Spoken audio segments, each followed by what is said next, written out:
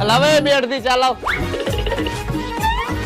ભાઈ આવડો આઈફોન કેટલાનો આવે? તારે આઈફોન ને શું કરો? તું સાનું મુનો ચા વેચ ને. હમણાં મારા ભાઈનો બર્થડે આવે ને તો એને મારે ગિફ્ટ માં દેવો છે. અરે આ આઈફોન રહ્યો ને 1,20,000 રૂપિયા નો આવે છે અને આ ભાઈ ને સરકારી નોકરી હે ને 50,000 રૂપિયા પગાર હે અને તારી ઓકાત હે તું તો ચા વેચસ.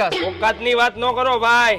એક ચા ના 20 રૂપિયા ભાવ હે અને દરરોજ ની હું 1000 ચા વેચું અને 1000 ચા ના 20,000 રૂપિયા થાય અને મહિનાના હું 6.5 લાખ રૂપિયા કમાવું. નો હોય તો મહિનાને 6.5 લાખ રૂપિયાની ચા વેચે. અને હા આવો એક આઈફોન નહીં આવા 7 આઈફોન લઈ આવું. આઈફોન તું પછી લઈ જે, પેલા ટેક્સ તો ભરી દે. ટેક્સ?